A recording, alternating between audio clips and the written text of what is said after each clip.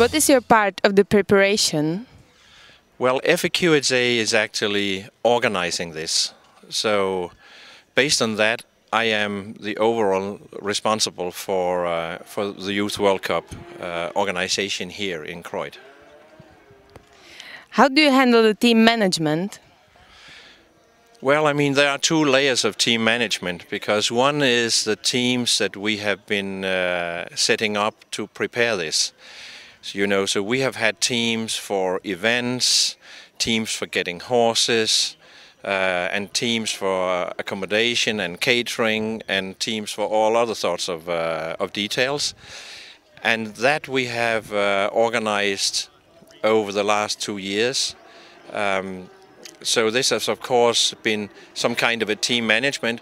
That's very exciting, because it has been volunteers, and it has been remote team management kind of, because I'm sitting in Copenhagen and the team members and responsible are sitting all over Europe and even in the US.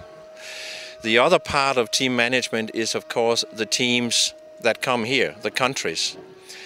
And they do their own management, but the setup is that each team has a coach and a team manager, and they are responsible for the team and what the team is doing, and they are the ones we are also talking with here on daily coach meetings, where we agree on, we discuss problems coming up, but we also give standard information of, okay, when to meet next time, when is exactly the draw, and things like that. Are there any special conditions for some teams? Not really. I mean, we are prepared if there should be, but basically every team are here under the same conditions.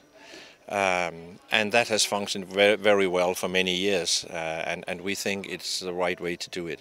Why did you choose Croyd?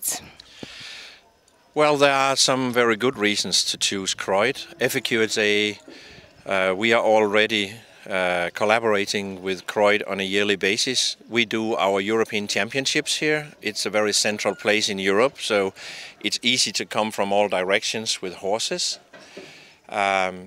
And we have a very good collaboration with Good Mattershof here in Croyd, and they were very nice to us, so we have made a deal with them in terms of how much we have to pay that actually make this possible, because otherwise it would not have possible. Now, what we can do the other way around is attract so many people that they fill their hotels and restaurants, and I'm happy that we did that. But Croyd is a fantastic place. You see the facilities yourself. It's centrally placed, and we have a very good collaboration with the people here. How long were you preparing this event? Basically 2 years. My personal preparation started 2 years ago at the last Youth World Cup in Oklahoma.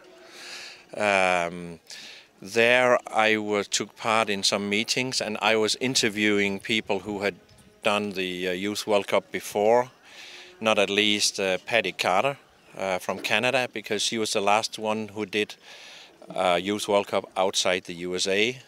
So I tapped her brain all what I could. And then with an increasing intensity, of course, over these 2 years, building up more and more teams, finding area responsible team managers who could let things happen. And then over the last, I would say, 3 to 4 months, I basically, the main part of my time has been doing this. And there are other people who has also spent the main time of the main part of their time to do it. Everything on a voluntary base. What is your biggest organization nightmare? Well, they change a little bit over time. If we go 6 months back, it was financial. Could we raise enough sum of money to do this? Was that sufficient? Then, of course, could we get horses enough donated? And that donation nightmare went on more or less until all the horses were in the barns, because the last few days the horses, if there are lame horses, they surface the last couple of days before it all starts, because then the trucks are going to pick them up, and if they are not ready, we learn it. And we had horses, you know, cancelled until a couple of days ago, but thank God we have enough horses for all the groups, and we have even a handful of spare horses too. Now, when all that has happened, of course, we want to see now everybody is here, that it goes on in a safe way. We don't want to see people injured. So the welfare of the horse and the safety of the people means a lot to us. And that's why you might have heard me go to the microphone a few times this morning, where everybody starts on their horses for the first time. That is a very risky period of time. To all the time kind of reminding, launch your horses sufficiently, walk your horses in through the concrete area here, line only, and so on and so forth. So these are the two things, you know, where you all the time fear it can go really wrong. We don't want to see anybody hurt, and we want that we have sufficient good horses. The first thing is, thank God, a reality now, and we can focus on the safety and that people have fun. What is the idea of this cup in AQHA programs? The idea of the AQHA Youth World Cup is to bring youth from all over the world together who have a passion for the American Registered Quarter Horse. And it's an educational program as well as mingling of cultures. Why is AQHA supporting this event? Well, it's a passion for the kids or the children all over the world who love horses, and especially our breed of horses. How long were you preparing this event?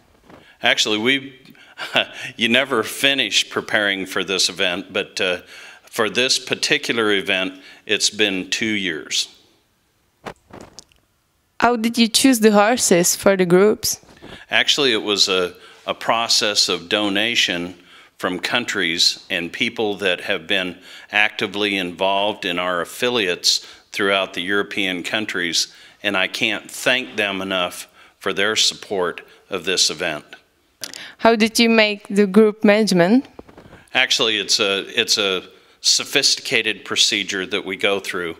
The first thing is we find the horse's name in our database and go to the horse's past performance records and find out what events they actually have either points or performed in prior to this event.